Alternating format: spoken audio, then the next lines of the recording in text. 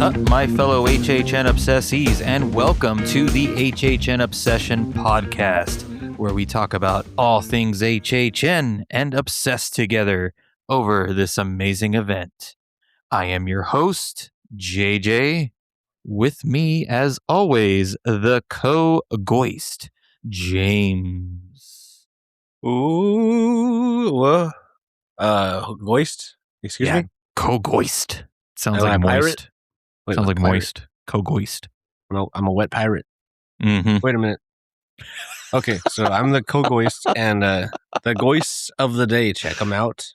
Well, I'll do birthdays and then I want to get a little serious, but not too serious. Just like Oh, I know where this is going. Go ahead. happy birthday to Kendrick Lamar, hey, and Venus Williams, and Will Forte, and Barry Manilow, and Thomas Hayden Church, Sandman, and not birthdays, but goes to the day to a couple people. I mean, the big one, Oliver Tree, but also, I mean, that's big sad news, and I'll be upset if it's a hoax. I mean, I'm just DeVay Chase. Okay. Yeah, DeVay Chase. That was the other big one.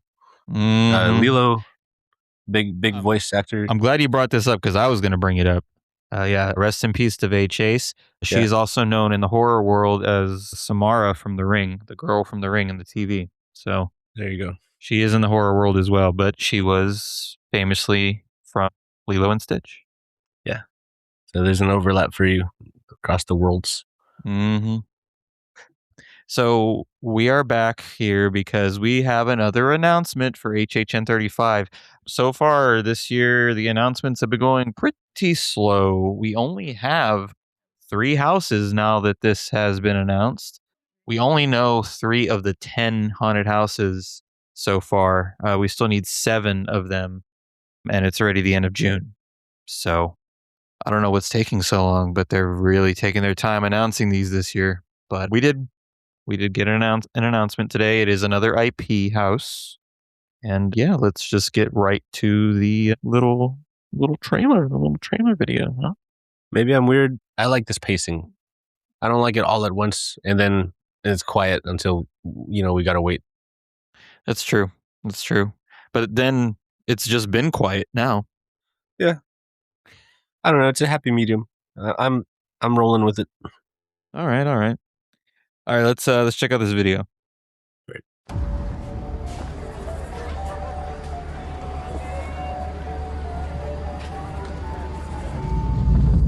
Please come in.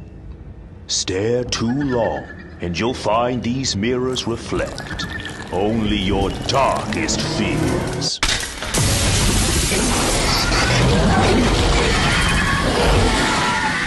Crossover into Stranger Things 5. One nightmare of many. Only at Universal Halloween Horror Nights.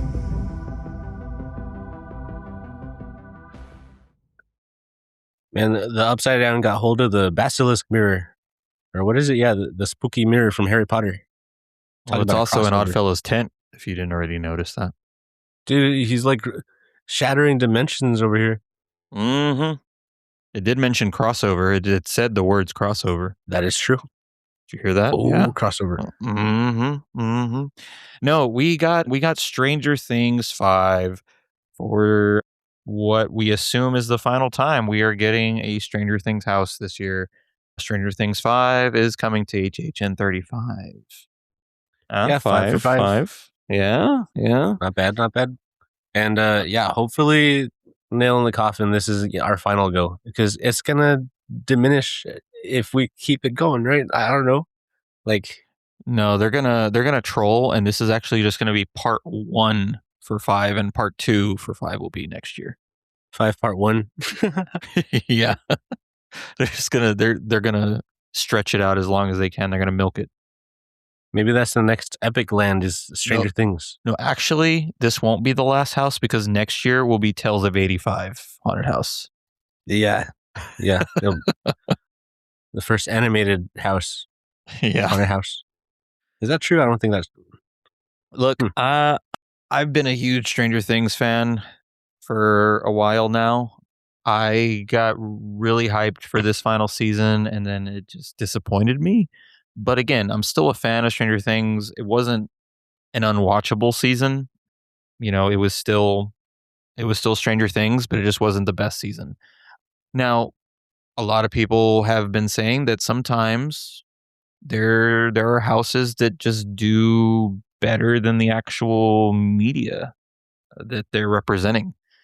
So hopefully this is the case. Hopefully we are going to be getting an amazing house that covers the topic of 5 but makes it even better, you know? Yeah, crossover, hint, hint. You could do something interesting with it instead of just, you know, you know what it is. You do I mean, something cool. I don't think they're going to cross over with anything, but I think Crossover. they're probably going to try to execute it as best as possible. Kingdom Hearts crossover confirmed. Kingdom Hearts Stranger and Things Stranger and Kingdom Things. Hearts. That's a weird crossover. If you're going for a game, then Fortnite is the one that's rumored. I'm forgiving it more, the Fortnite, because there's a history of video game IPs and stuff. It gets along. It makes sense. I'll get over it. But the history of the video games is like Last of Us, Resident Evil, Silent Hill, and now Fortnite. I don't think it fits. That doesn't. And now fit Tetris. The history. That's next year. I seen the metal beam whatevers that everyone's all happy about. No. There's actually going to be a whole Atari house next year where it's going to be Tetris, it's going to be Centipede, it's going to be Galaga, it's going to be like all those old Atari games. Dude, just like before you go in, you get a whiff of the scarecrow gas, and then it'll be scary. Hey, but I'm talking about those trusses. They got the weird L's and the T's. That's Tetris. Tetris is going to be the surprise house of the year. I'm telling you. So that's interesting that you saw that. So yes, there's a lot of light trusses that are popping up. Of course, all the vloggers and people on Twitter are covering all that. Yeah. And somebody pointed out that those T trusses are very, very similar to HHN 25's Scare Zone in that same area. They had banners of the icons and it had 25 on them. The banners were on the actual T. So it looks very similar to that. Like they're bringing back that type of Scare Zone 10 years later. Yeah, they fit up there on the cross, like the banner thing. What do you call it? A pennant. They look like that. But what's even more interesting, no one put them there. They just sprouted out like mushrooms. Pretty interesting. What sprouted out like mushrooms? The trusses, dude. They just grew out like Transformer arms. Like zombies. They just came out of the ground? Yeah. I'd be asking more questions, but hey. All right, so what are your thoughts on Stranger Things 5 becoming a haunted house? Are you, I don't know, do you have expectations? Are you excited about this? Excited about seeing it one last time? What's your thoughts? I don't know who is in charge of behind it, but Universal is known for send-offs. They do a good job sending people off or projects off, either for good or for the time being, like farewells, or I don't know. I think they do it at least more often than entrances so far. They got the hang of it. So if it's a send-off for Stranger Things, I'm pumped for it. I mean, they're going to do it right, and it's going to be a big firework, farewell, like nail in the coffin, like I keep saying, but maybe not so a downbeat. It sounds negative when it's a nail in the coffin, but I think it's going to be an explosion of viscera instead of when something comes to where the world's not going to end in a whimper; it'll end in a bang. So, yeah, okay. But that ended in a whimper. I don't know where I trailed off, but yeah. I mean, to be fair, of course it was mixed reviewed, but the last house was at HHN 32, and that was Stranger Things 4. I thought it was a pretty good house for what it was. It wasn't a bad house, so if they could just make it on that level, I think it'll be great. Either that level or better. It's going to work. We never saw it, but the Stranger Things house at 29 that covered seasons 2 and 3 got a lot of hate. So as long as they don't go to that level. Apparently the whole like second half or more was covering the third season, and it was mostly just mannequins in large rooms. There was hardly any scare actors. So a lot of people hated that one. But as far as Stranger Things 4 at 32, I think they did a good job. And I remember a lot about that. I remember your reactions the very first time you saw it, James. So I think it's going to be fun. I think it's going to be a fun time to be back in Hawkins in the Upside Down for one last time. How did I react? Was it like scared or good or bad, or I forgot? No, like excited and like just the just like loving it. Yeah, I got you. Yeah, I don't know. It's just not to say it's fizzled out, but there's a consensus about the last season. But man, the first two I always say are untouchable, and the third still good, but it dwindled. I don't know. Nothing against it, but I feel like it's had such an interesting start, and then it catered to the fandom. It catered to its popularity, and it diluted itself. Anyway, I am part of the fan base that thinks Stranger Things 4, the fourth season, is the best season. I loved 4. Like the entire season was just thrilling. It was scary. It had suspense, and it left off. It ended on such a great cliffhanger that was setting up this huge ending, this huge thing that they could have done for season 5, and they just shoved it in the toilet and flushed it down and completely ignored it. Like, what? That's what got me so angry. Was like just the whole vibe of season 4 was just completely forgotten about because it wasn't in season 5 at all. Even the vibes of it.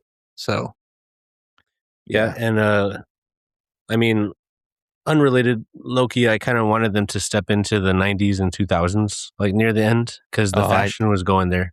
I knew it wasn't going to do that. Well, I hoped. Yeah, especially because the kids are way older than what they're playing. Their clothes were starting to suck, and it was starting to get familiar. It was like, hey, that's when I started on this planet. It's like, wow, these clothes are terrible. I hate them. I was ready. All right. So real quick, let me read the short little synopsis on the Twitter post that they did for the actual announcement video. It says, join the Hawkins gang for one last adventure as you try to survive an army of Demogorgons, slay the Mind Flayer, and defeat Vecna once and for all. You promise? We're going to find out. And then the actual post with the poster, it says the Upside Down is invading Hawkins, and this time no one's safe. Join the gang for one last adventure as you try to defeat Vecna for good in this haunted house based on Stranger Things 5. Tickets on sale now.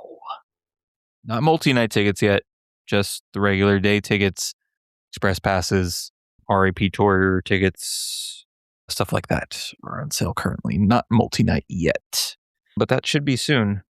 Last year it was in July. What's that? Defeat him for good, you say? I want to defeat him for evil. I want to create a power vacuum, see how bad it can get. I want double Vecna. I want Conformity Gate to be real, and they add the secret episode is in the house. The house is the secret episode. Me too, except it's a secret season. Oh, a whole secret season. Yeah, pick it back up because everyone's in a trance. And you got freedom. You can do whatever. Redo it. Come on. Mm-hmm. Don't be scared. Don't be scared like George Lucas with the Phantom Menace. Okay, I would kill for Darth Jar Jar, dude. They're gonna be scared. They're not cowards. They're not gonna do it. They are cowards. Anyway, I say it's still not too late for Darth Jar Jar. Hot take. All right. So now I am going to read the press release of the Stranger Things house. Developed in partnership with Netflix, this year's Stranger Things Haunted House will showcase the most gripping moments from the final season in an authentic, visceral experience that places guests at the center of the ultimate battle to save Hawkins. Fans will confront the terror they've seen on screen as they navigate iconic locations and encounter favorite characters, all while invading a host of horrifying supernatural creatures, including Vecna himself. The harrowing adventure will immediately transport guests to the town of Hawkins as the barrier between reality and the supernatural is collapsing to unleash an ominous darkness. As visitors make their way through familiar scenes, including the Wheeler House, Hawkins National Laboratory, the Mac Z military base, as well as the haunting realms of the Upside Down and the Abyss, they'll be hunted at every turn by demogorgons and other sinister creatures. With Vecna on their heels, the terror intensifies, pulling guests into an all-or-nothing battle for survival. I gotta say, I guess I'm downplaying my hype. I am annoyed at them, but I'm not. It didn't take away that the love. Yeah. And here's a little maybe retconning in my head. So they were like Demogorgon fatigue, right? There's like a lack of Demogorgons. Where'd they go? Here they are. We get to experience them. This is where they were hiding the whole time during the show, the season. It's like, oh, there's no shortage here. This is where they were they were hibernating and we're going through their hive. Like, meanwhile, in Stranger Things, like, the creatures were eating us. That explains everything. The whole time. I forgive you. The whole time. I forgive you now for that. Look at this Vecna. I think you're forgiving too much, but go on. What? Okay. No, I am. But I'm challenging them, like, please, anything for forgiveness. This is badass, this poster here. And isn't it? I don't think he looked like that at any point. That's true. Let's talk about this poster. The poster that they released on the Twitter post for the announcement is freaking amazing. They're really flattering everything. No, okay. What? Oh, you're talking about Vecna? What are you talking about? Yeah, they're making it like cooler than his entrance or whatever. Oh yeah. Like for one, he looked very weird in 5. I don't know what they did to him, but he didn't look right. He wasn't the menacing Vecna that was in 4. Like I said, the vibe of 4 was scary and suspenseful, and he looked terrifying. You know what it is? Like they made him age. They gave him he aged in Demodog years. No, it looked like he was in a dang morph suit or something in 5. It was awful. He went from looking like this terrifying buff monster to some wimp in a morph suit. That's what I think. Anybody can argue with me on it, but I have a theory once we go into the merch versus this, but I'll save it. I was just about to talk about that. So with this poster, it's amazing. Like, and this is an original, like they commissioned this specifically for Horror Nights. This isn't something that the show made a while back. This is new. This I want to fruit roll up and eat. I just want to roll it up and eat it. That's how beautiful it is. That's how beautiful it is. James thinks it's going to taste good. So the thing is, this should have been on the merch that they released today. It is not. What they released on the merch is god awful. You're jumping straight to the harshness. Yes. Why not put this on the freaking merch? Now, I'm not saying they're not going to do it when the actual like full reveal merch comes out later, once Horror Nights is actually happening. But as far as the preview merch, why not use this amazing artwork? I'm gonna put the shirt on the screen for you to see, James. Obviously, our listeners cannot see this, but this is the shirt. Look, it's clever with the little arch. Come on. Okay, fine. The bottom part of the shirt that has the Stranger Things logo, it has the universal arches with the Demogorgon like surrounding it, and the kids who did this are all under the arch. Now, above this, they have a faded Halloween Horror Nights logo, and in bright white letters over the faded Halloween Horror Nights, it says never go alone. Why ruin this shirt? Who decided that was... The intern did this. Okay, first of all, who did it? And second of all, who looked at that and said, yes, put that on the shelves, print it, let's go? Who? Because at this point, I feel like they're trolling. I feel like this is that's what it is. They're punishing their early birds. They know that the fan base goes straight for this merch and they're going to buy it anyway. And they're just trolling at this point because that, oh God, what? Why? Everybody, I'm sure you've seen this shirt. What are your thoughts on this? Because it just looks like it's so weird and it's not balanced. The logo. They put the logo and then they just went on like a Photoshop or something or like I'll tell you, Microsoft Word and just put Never Go Alone over the logo, like in the middle of the logo. Yeah, it looks like the echo of a burp, just like breath across your chest, and it's like the shirt spilled onto your stomach. It's like the logo. Bring it up. At first, like that's even if it was a good logo, but it looks like James and the Giant Peach or something. It looks like a capsule holding like a quarter machine. It didn't even cost a quarter to make this. The Stranger Things logo and the artwork is not the worst part of this shirt, though, James. If it was just that, I would have been okay with it. Do you know what I'm saying? Like, yeah, I would have like that whole bottom half of the shirt. If that was like blown up a little bit more and centered, I would have been fine with that. Yeah, way more excusable. Maybe put your weird overlapping Never Go Alone Horror Nights. Maybe put that on the back or something, or at this on the sleeve. On the sleeve, God. Yeah. Nothing. There's like no Horror Nights. There's this echo of Horror Nights, I guess. But it's not even marked for the year. Ugh, I'm disgusted. No, that's because this is a dual coast merch. This is also going to be sold in Hollywood, and they're not going to put 35 on it. However, they could have just put 2026 at least, and they didn't do that. So I don't know. Dude, be proud of your theme park shirts. Brand them. Put it on the arm. Anything. I don't know. So before people like the distinct. It's not just a fan shirt anyway. Before I started going off on this shirt, you said that you were about to actually talk nice about it first. So what was that? I'm very curious. Okay, well, the nice things first, as artists go, because last thing you want to do is like point out the flaws.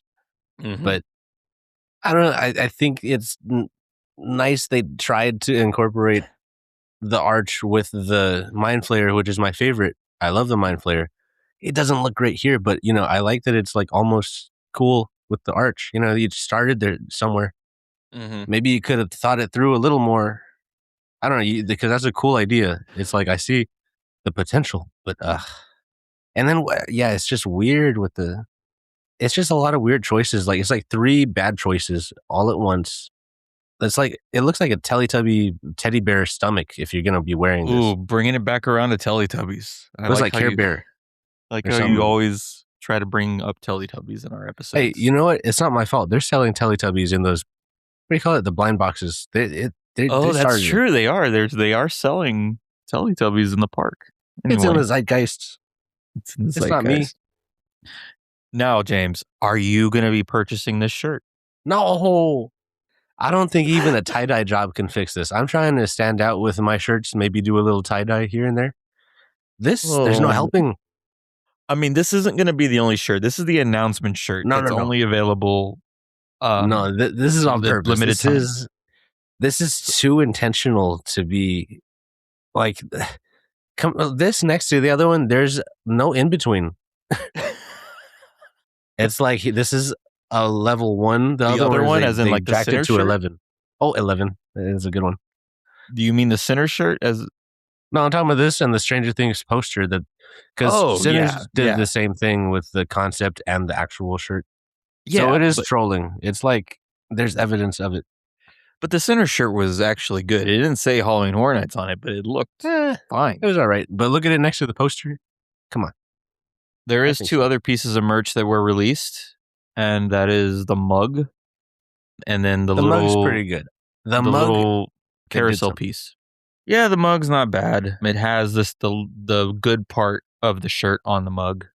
Yeah, and they balanced it and accentuated it. It's a good mug. What happened with the shirt, dude? Did you sneeze when you clicked final? You said approve, the shirt's a joke. I feel like at this point, dude. I tell you, it's to punish the early birds. yeah. It's like, oh, a yummy worm. No, it's trash worm. They burned the birds. I'm pretty sure there will hopefully be a better shirt of Stranger Things once the full merch drops when the actual event starts. But yeah, I don't think I'm getting this shirt. I think the only piece of merch I will be getting is the carousel piece to collect them all. So maybe the mug at some point. But I don't know. Maybe not. That's really all I have to say about Stranger Things. I mean, we've talked about it in the past couple of episodes, how we feel about it. So it wasn't a whole lot to talk about with this announcement. I'm still excited to check it out as always, and I'm sure they're going to surprise us with some things. So, as far as any other HHN news, there is something that was discovered a couple days ago. As of this recording, it was posted on the Horror Nights website that there is no longer free parking at midnight or after midnight. So all the people that would come for the last 2 hours of Horror Nights just to get free parking and not pay $35 is no more. Free parking is now at 2 a.m. when HHN closes. So can't do that anymore. Why'd they do that? Too many late crowds, or what? Like a surge? I guess the last 2 hours was like a surge sometimes, and it got crazy. Oh. So that, and they lose money. Weird.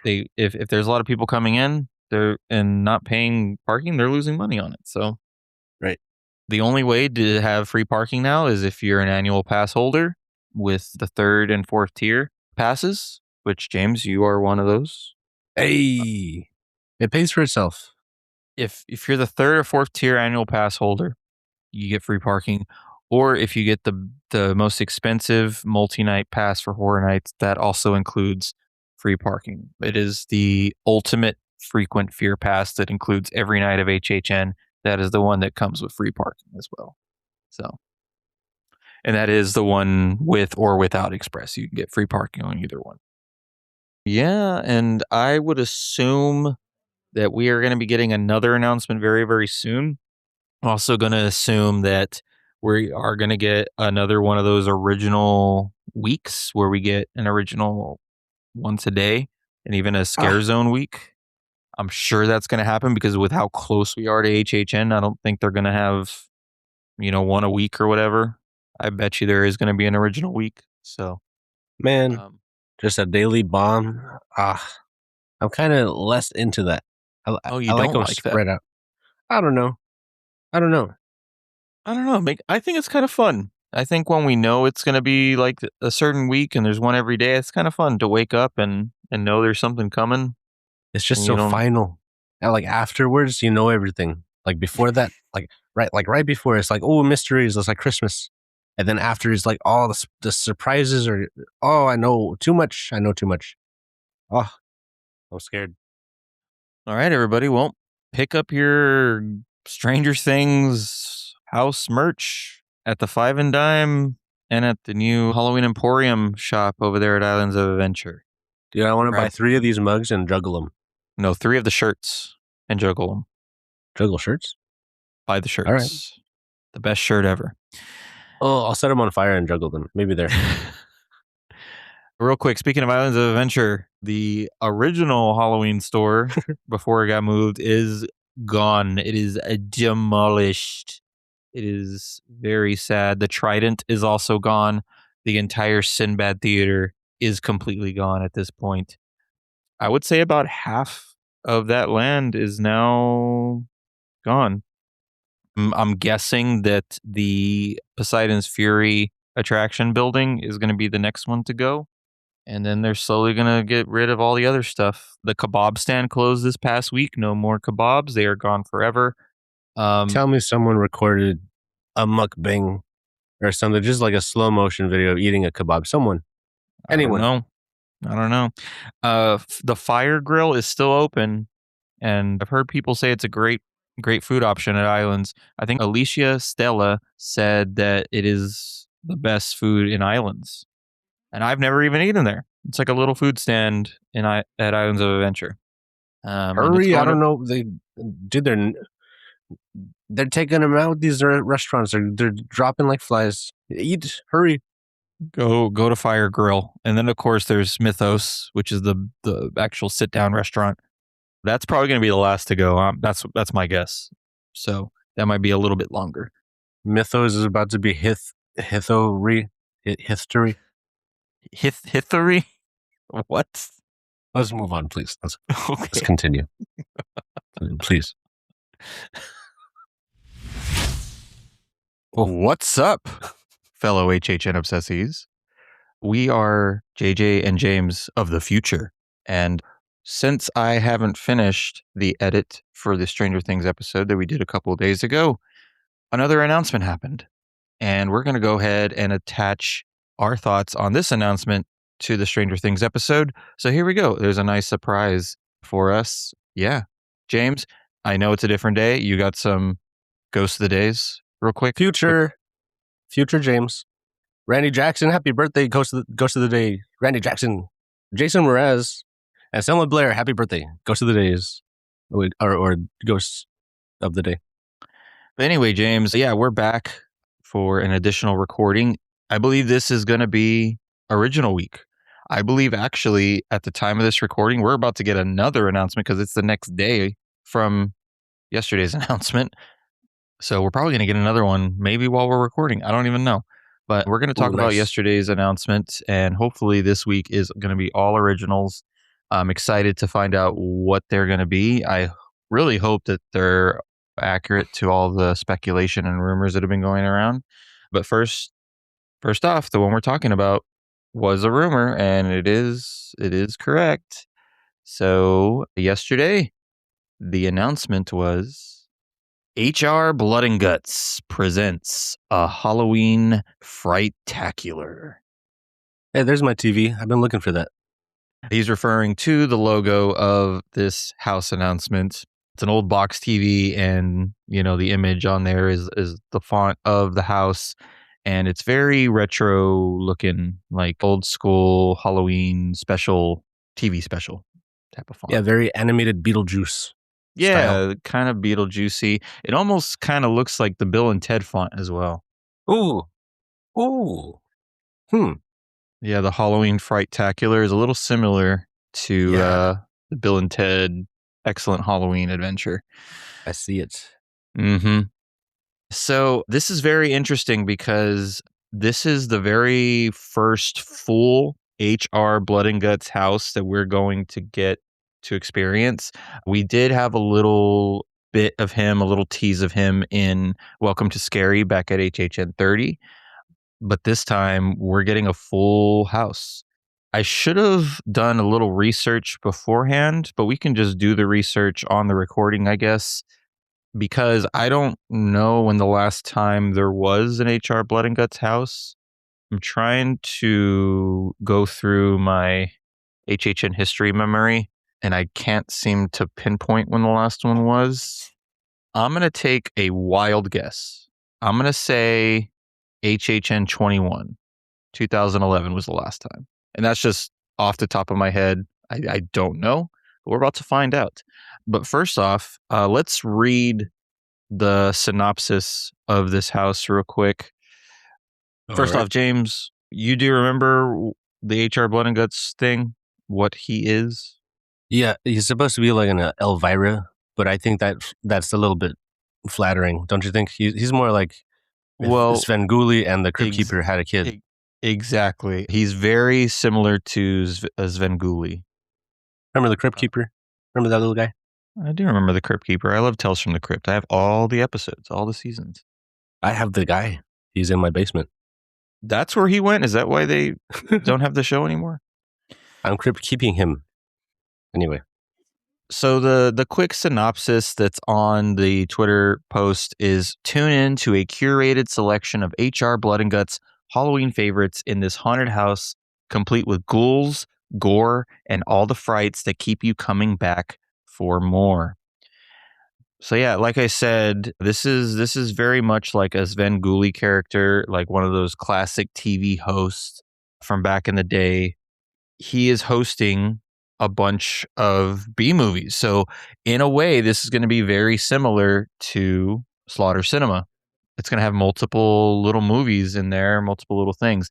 My guess is it's going to have throwbacks from HHN past because this is an anniversary year. I'm guessing this is going to be partially an anniversary house, but we're going to look a little more into that because a lot of the creators have posted about it, and I have not really fully read what they said. I just kind of saved it to the side so we can read it on here. The vague, call it research if you will, the vague understandings I have, he's not like a snuff film guy, right? Is that the director? That is the director. Yeah, that's the director.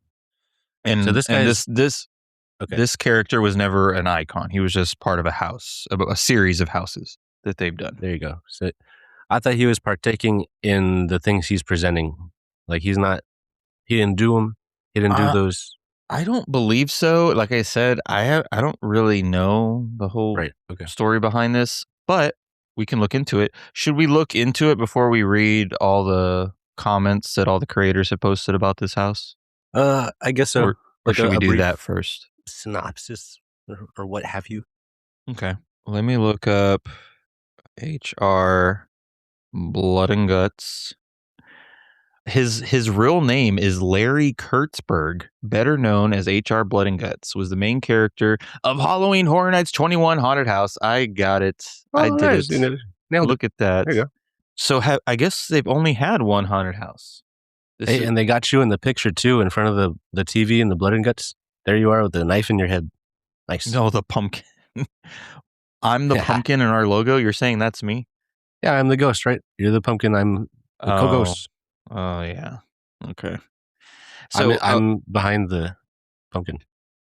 For some reason, I thought that there was more than one house previously, but there's only been one, and it was at HHN 21. So my memory was correct. I don't remember it. Maybe this one I didn't see, or maybe I didn't. Don't remember it. That's equally as possible. What do you mean, the house? Yeah, HR Bloodengutz does not ring a bell to me. This was the HHN 21 way before our time. We first started going at 21. 20. Yeah. I was thinking 2021. Yeah, not 2021. Right. It gets confusing. Yeah. This was 2011. Was the last time it showed up at HHN. So yeah, there's really only one previous house to talk about. So let me go through what this is saying. And this is all coming from the Horror Nights fandom wiki page. So the house at 21 was called HR Bloodengutz Holidays of Horror. So it was a holiday themed house back then. Calendar Man Who, right? So before we get, because I do want to talk about the previous house, what it was like. There's a little backstory for HR Bloodengutz. It says, before he became the creature feature TV host, HR Bloodengutz, Lawrence Larry Kurtzberg was once an actor and Broadway performer from the 1930s who began his career at the Schubert Theater in the musical comedy Babes in Arms at age 17. Years later, he retired to the life of a taxidermist after his career ended. During the 1970s, he got desperate for more fame, so he turned to a talent agency at Carey, Ohio. There we go, another Carey, Ohio located house. Scary Carey. There it is. To get a role in theater, television, and radio media once more. Oh, well, I guess that makes sense. He was in Welcome to Scary back in 30. I don't even know why I questioned that. Later, he got his telephone message from a talent agent, Lady Luck in disguise. Okay, so this was the year of Lady Luck back in 21. So it was all connected. So Lady Luck is, I guess, the person that got him the job of being this TV host. And her message said, "Hello, Larry. Larry, if you're there, please pick up. This is Mayra at the Audit Management Associates. Mr. Feld wanted me to call and tell you that the offer to play HR Bloodengutz for the WKNB Midnight Horror Show is the best offer the agency can get you. He understands this isn't great either, but it is a regular paycheck and you could do worse. He also told me to tell you that if you choose to leave the business to work in your uncle's taxidermy shop, we will not be able to represent you anymore. The choice is yours. Have a nice day. Larry took the offer, started working at the Channel 21 station, and within months, the Midnight Horror Show became one of the best horror variety shows at the time. Larry's character, H.R. Bloodengutz, resembled Al Lewis's character, Grandpa Munster from the Munsters TV show, and he had a witty personality. The show would present all kinds of horror movies, and H.R. Bloodengutz was the host of the show. Bloodengutz later began to host original horror comedy episodes about holidays such as Valentine's Day, St. Patrick's Day, Easter, President's Day, the 4th of July, Arbor Day, Thanksgiving, and Christmas. So I'm assuming those are all the holidays of the house. At this point, Larry began to take the role of H.R. Bloodengutz too seriously as he demanded to be referred to as such, and so began to develop violent mood swings. A year later, the show's ratings began to drop drastically due to the holiday-themed horror episodes being too disturbing. This, along with the corresponding loss of advertising revenue, was enough to make the producer John Reynolds write Larry a letter telling him that H.R. Bloodengut's show had to be canceled. In a demented rage, Larry kidnapped Reynolds and some of the TV crew members and horribly tortured them as he hosted and broadcasted his holiday-themed episodes for one last time. By the time police arrived to arrest Larry, Reynolds was suffering from mortal wounds. He died in the hospital he was placed in. The other members of the crew were released from the hospital, but they all quit their jobs at the WKNB station. Larry Kurtzberg was placed in the Carey Penitentiary for life, showing no remorse in torturing the producer. 15 years later, Kurtzberg would escape from prison to host one final broadcast, which was seen in H.R. Bloodengutz Presents a Halloween Frightacular during Halloween Horror Nights 35. Hey, he said, but wait, there's more, right? But did you hear this last part? This last part is 15 years later, and that's now. Yeah. That's the current house that's coming up that was just announced. So he escaped this time, and he's going to do one final broadcast, which is the final broadcast, because last time it was final. And that's going to be this Halloween Frightacular. So he's been in jail this whole time, or he escaped a long time ago, and now he's doing it? I forgot. He just escaped. He's been in jail. He's been in jail. Yeah. So he's been ruminating. Yeah. But wait, there's more. So that is his backstory. That's going to be the shirt. Yeah, it's going to be, but wait, there's more. And then H.R. Bloodengutz. And then Never Go Alone is going to be stamped on top of that. No. And there's going to be no sleeve. It's going to be on the inside of the sleeve. Watch. That's so stupid. Oh, man. Oh, this is interesting. So the Holidays of Horror Bloodengutz house was located in the Disaster queue. This house is rumored to be in the Fast and Furious queue, which is the same location. This is where Disaster was back in the day. So that's interesting. The rumor is it's going in the same place. Yeah, not bad. Pick up where you left off. So yeah, I mean, he's basically host that's gone mad, and all these holiday specials are more brutal than they're supposed to be for TV. I'm assuming maybe real deaths on them or something. So maybe it is kind of like snuff in a way. At the end, at least. Yeah. It looks like he was playful Mr. Rogers, like, ooh, Halloween times, and then he lost his mind. So that's neat. Okay. And they misspelled HHN at the bottom. It's WHNB. Dyslexic, okay. What's that, TV 21? That's secrets, right? That's a code. Well, that's TV 21. That was the station that he worked at. And they just kept the name from back at HHN 21, so it's TV 21. It was Dude, just so like a little... He hijacked it. So he broke out of jail, hijacked the news station, and he's broadcasting this, I guess. Maybe. I mean, if I'm reading too much into it, but that's some cool backstory if we're reading into it. Because look, it's on a TV.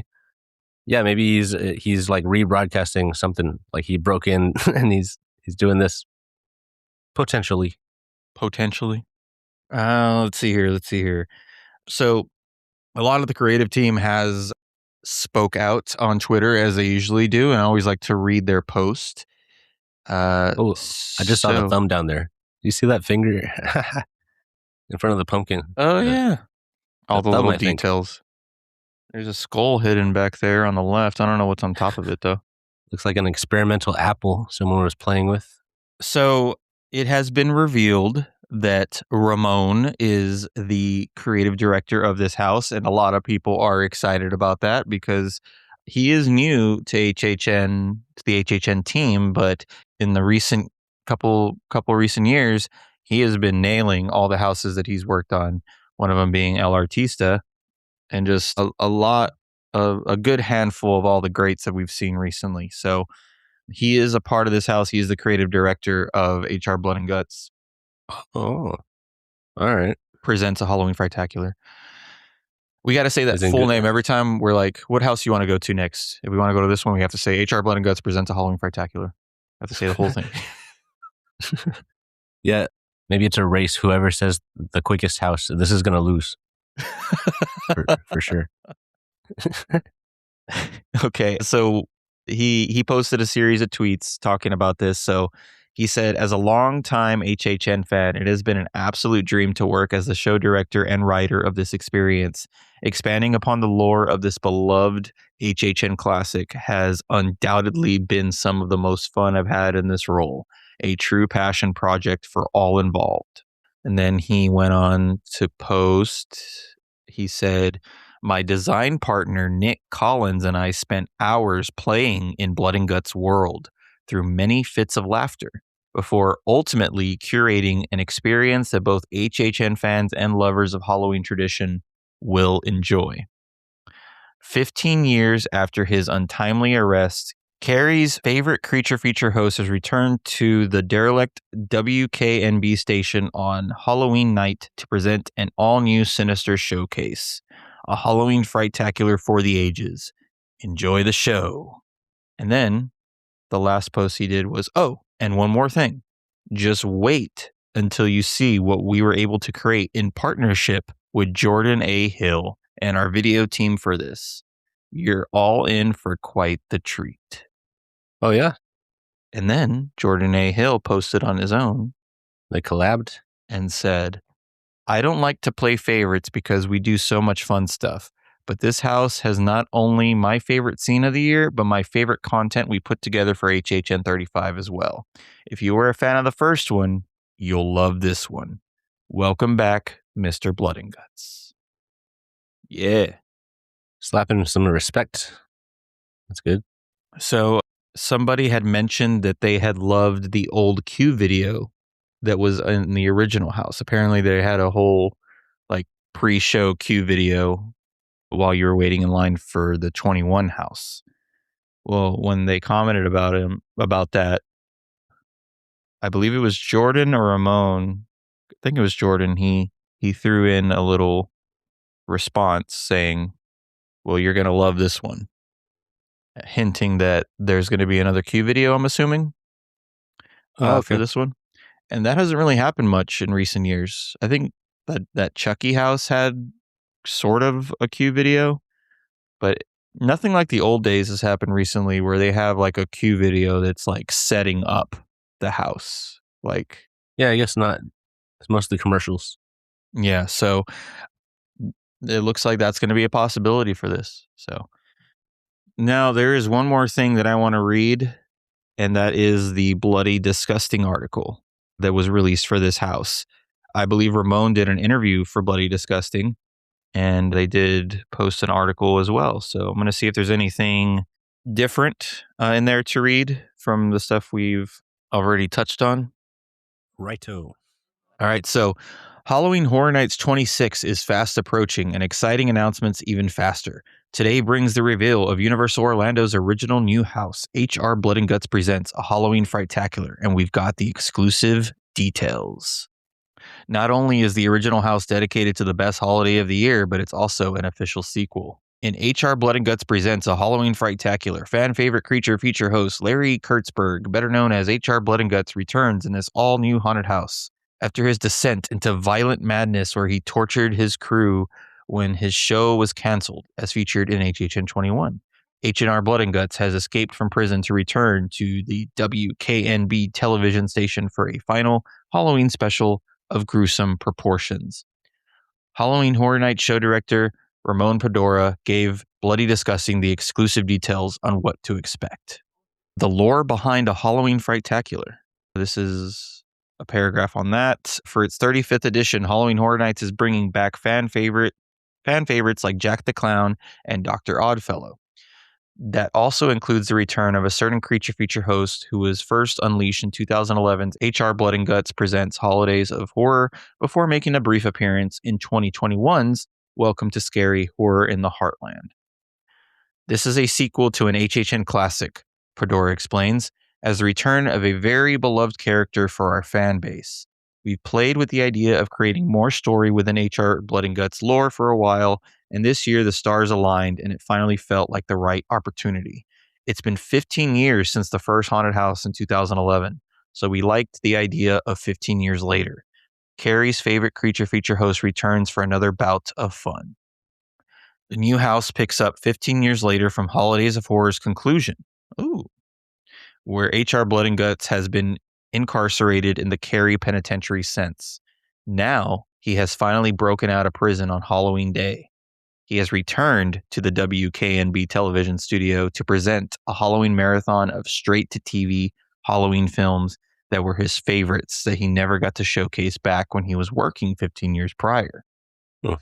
In other words, the HHN horror host is curating his own holiday horror marathon for you, the guest. And it's old stuff. It's not like new stuff that he like snuffed up. It's old. It sounds like it's Scraps. stuff that he had up his sleeve before that he never got to show. I guess so. Maybe. Like actual movies. Okay. Straight to TV Halloween films that were his favorites. Not in like real IPs. Yeah, I don't these are think so. fictional Yeah, movies that he is just presenting that he personally did not make, but it's within the fiction of this story. Correct. That could be fun. Some old alternate reality, old-timey Halloween movies. That's kind of weird. Possibly. I'll take it. I don't know. Is it going to be just original ideas of like, and they're going to make it look vintage TV like horror? I don't know.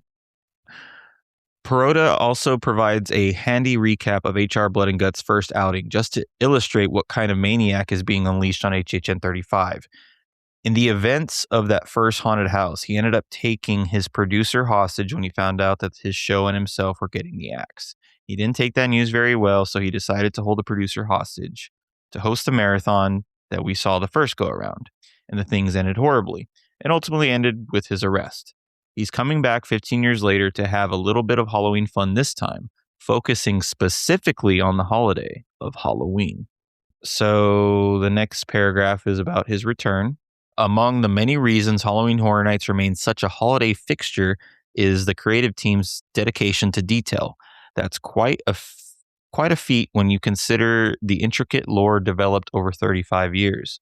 One key detail to note with HR Bloodengutz Presents a Halloween Frightacular is that not only is it tracking the horror host's story progression, it'll also feature the same actor portraying him. Oh, all right. So they brought the same actor from 15 years ago, I guess from the videos, from the Q videos and all that, to play him. Svengoolie. You're back, Svengoolie. Yeah. So that is really cool that they got the same actor. Yeah, that's neat. I wonder who pushed or pulled for that. Was it him or them or both? I mean, it could have been both. Maybe he still works for the company and they just gave him a call or an email. Like, yeah, you never know. It was an inside job. Perota reminds that it's been over a decade since Larry Kurtzberg snapped in his 2011 haunt. Time and a prison stay have altered the horror host as we last saw him. He has a new look to him that is leaning into his imprisonment. I'll leave it at that, the HHN show director teases. Since he's escaping straight from prison and returning to the abandoned studio, he tries to piece together his former look as much as he can. But there's a fun little twist to how he looks this go around. And he's older because we were able to work with the original actor who played Bloodengutz in 2011 to reprise his role. Perota notes, so we're getting an authentic, older version of the character in this new haunted house that is being played by the original actor, which again, our fans are going to love. What can fans expect with his appearance this time? HR Bloodengutz will host one Demented Halloween marathon. What I'll say about that without giving too much away is that there are 7 movies that we're presenting as scenes in the haunted house. 7 movies that are a part of the marathon. Some of those movies are callbacks to HHN's past. Yes. So there you go. This is what I was expecting. I was expecting this to be some throwback to HHN since it's the 35th anniversary. And I'm kind of excited about that. I am crossing my fingers that one of those is the body collectors because we have yet to see those at HHN since we've been going. I really, really want to see the body collectors at HHN again. That's one of his presented things? No, it's just they're saying that they're going to have callbacks to HHN's past as part of the films. So the films are going to be basically old originals. Okay, and they could potentially incorporate the original lore of all of HHN. Yeah. Okay. Yeah. In true horror host fashion, you're going to get to see him in video format in between each of those movies. And he's going to essentially usher you into the next movie. HR Bloodengutz will also introduce the house itself and its backstory in Q-Line videos. There we go. Like the original 2011 Haunt, where HR Bloodengutz told the story of each of the movies that he was presenting and then his own story. We're doing a Q-Line video for our guest outside of this haunted house where they're going to get to see HR Bloodengutz in his new role, telling this new story and preparing us for the Halloween Frightacular. Again, this is in collaboration with the original man himself, so we're very excited for our fans to experience that. And then next paragraph is a true Halloween extravaganza. It's not extravaganza, it's extravaganza. Is that a typo? Or is that a thing? Unlike Holidays of Horror, a Halloween Frightacular is dedicated solely to Halloween, with HR Bloodengutz Demented Marathon that's 7 different ways to explore the holiday, something that Perota and the creative team really took to heart. The test, of course, was ensuring Halloween still feels fresh. Once we knew that the holiday of Halloween and the world of horror cinema was our playground, we knew that there was a lot to tap into. There are so many different Halloween-based tropes that people know and love. We were really inspired by that, and we wanted to be sure that when you're being transported into the world of these movies, although they have the thorough line of Halloween, they're all completely unique from each other. That they all have a very distinct feel and they present environments and characters that, again, are rooted in what you'd expect out of classic Halloween textures, but are different from each other. To tease you on some of those kinds of things, for example, one of the movies that he's presenting is a black and white zombie film in an old graveyard. There's going to be a black and white room. Night of the Living Dead vibes. Very nice. Classic zombie feature. It'd be cool if they add distortion just into the real reality, like you're looking through a VHS lens. Like the paint is like swirled or something. Like or mid zombie, there's just a streak where it like it glitched or something. That's hilarious. Yeah, Night of the Living Dead. That's cool. So this house will cover just about every aspect of the beloved holiday. We have some classic Halloween textures there. Another one is a Halloween party that is taking place inside a tiki bar that is overtaken by monsters of the night. So different things like that, where we have different aggressors in different environments, but they're all tied into the world of Halloween and kind of what you'd expect out of that Halloween comfort food kind of feel when it comes to monsters, zombies, skeletons, ghosts, those kinds of things. So each film, each scene is going to feel very unique, but all based in the world of Halloween, which is really fun. As a massive horror fan himself, nailing the spirit of Halloween was of utmost importance to Perota. It is all centered around that holiday, and I think this house almost being representative of the holiday within our slate, we were really, really excited about. So I wanted to make sure that it felt authentic and captured that magical feeling of Halloween in every way we could. HR Bloodengutz presents a Halloween Frightacular may be a sequel house, but one made thoroughly accessible to newcomers through its unique setup and Halloween atmospherics. Perota sums it up well. The great thing about this house, of course, is that it's expanding upon a lore that we established 15 years ago, but it also pays tribute to a couple of different things. It pays tribute to the idea of a classic Halloween haunted house. We call these houses Halloween comfort food, and we've done them throughout the course of our history, and this house checks off that vibe. And there you go. This is going to be more Halloweeny than the Halloween house. I think that is correct. I think this is going to be way more Halloweeny than Halloween itself. Hashtag Halloweeny. I'm excited. Can they sell Halloweenies at the food booth? Ooh, please. Halloweenies, and I mean, if they're Halloweenies, I wonder what they would put in it. Some kind of horrible mystery. Oh no. Yeah, bring it on. More nasty hot dogs. We just want the nasty hot dogs back, don't we? Yeah, get playful with it.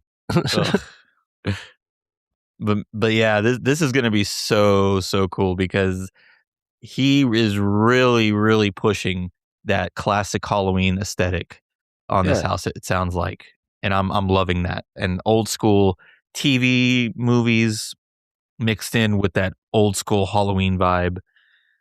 I love that idea. All packaged by this presenter, dude. Even I'm looking at the title there. It looks like construction paper cutout. It's cute. He's ready to go. He's been waiting for this, like just thinking about it in jail. And of course, we haven't seen this in person or haven't seen a previous house in person, but I feel like this is presented so much better than Slaughter Cinema. I feel like this is gonna flow better. It's just gonna be presented better than Slaughter Cinema, and I'm excited for that. It does have a similar feel to it, for sure. Yeah, I see that. But we are starting to run a little long, so James, do you have any last thoughts about HR Bloodengutz Presents a Halloween Frighttacular? A lot of syllables. I'm wondering what it's going to shorten down to. Is it like, let's go to Frighttacular? Maybe that.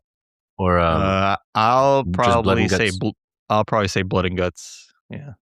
Skip the HR. Yeah. Bloodengutz Frighttacular.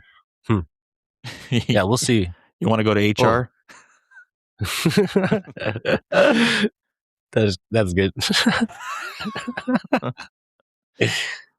Oh man. Yeah, but it's everybody's probably going to shorten it to Bloodengutz, I'm sure. When they're make a poll.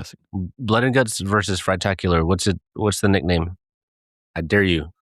I mean, we could make that poll, pretty sure, with the fan base. It's just going to be called Bloodengutz. Like they're going to say Bloodengutz. That's true. It is the title. Yeah. It's the old one was Bloodengutz. This one's Bloodengutz. I'm going to make Frighttacular happen. You'll see. And you know what's interesting? They put T-tacular. That's interesting because what they could have done is just keep the T, make it one word, but I guess for clarification. Yeah, it looks good. I got no complaints with this title. Usually, a lot of complaints, there's like, I mean, you gotta be careful with these, these graphic design guys. I don't know who's behind the wheel. I think, well, as far as the announcement posters and the logos for the houses, I think they listened to the fans' thoughts on a lot of those a few years ago because there was some rough ones, and I think they've improved. Since last year, at least, they have improved on these.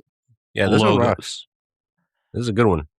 Now, merch is a different story sometimes, but as far as as far as these logos and posters, they have been pretty good since last year. And so, yeah, I'm liking them. I'm hoping this is going to be original week. We do know 2 originals so far and 2 IPs. We have Stranger Things, Sinners, and then the Jack and Oddfellow house, and then HR Bloodengutz. So we do have 6 more houses to be announced. But because there is only 3 more originals to be announced, they might skip a day. They've done that before. So we'll see. We'll see if we get another announcement here in a little while, and we'll do another episode on that whenever we can. So, But I'm excited for HR Blood and Guts. I'm excited to see this house. I'm glad we're going to get to see a full house for the first time. Finally, Full house. Everywhere you go. That's gonna be one of the movies in this. But ooh, there you go. It's a Wonderful Life. It's a terrible life, but a demented version. So we're gonna go ahead and end it here and stop talking because we've gone a little long. And just keep on the lookout because we're going to keep releasing these announcement episodes just as soon as we can. Hopefully I can get them edited as quick as possible. So just be on the lookout for those. Thank you so much for listening. Please follow us on all our social medias at Instagram, Twitter, Blue Sky, and Threads. We're at HHN Obsession. And as always, please, please, please give us a 5-star review on Apple Podcasts and Spotify or anywhere that you can leave a review. It always helps very, very much. And until next time, James. Yeah, y'all be excellent to each other, and in particular, your own self. Please be good to yourself. And I will see you in the fog, but also at Universal Kids. I'm going to try and vlog it with my sister, so be on the lookout. You're going to the Universal Kids Resort? I'm reporting you to HR. Blood and Guts. HR. Hell yeah, HR. It's full circle. I like it. You're damn right. Just wait a while, giving you the hip at your face now. Wait a while, giving you the hip at your face now. Wait a while, giving you the hip at your face now. Wait a while, giving you the hip at your face now. Wait a while.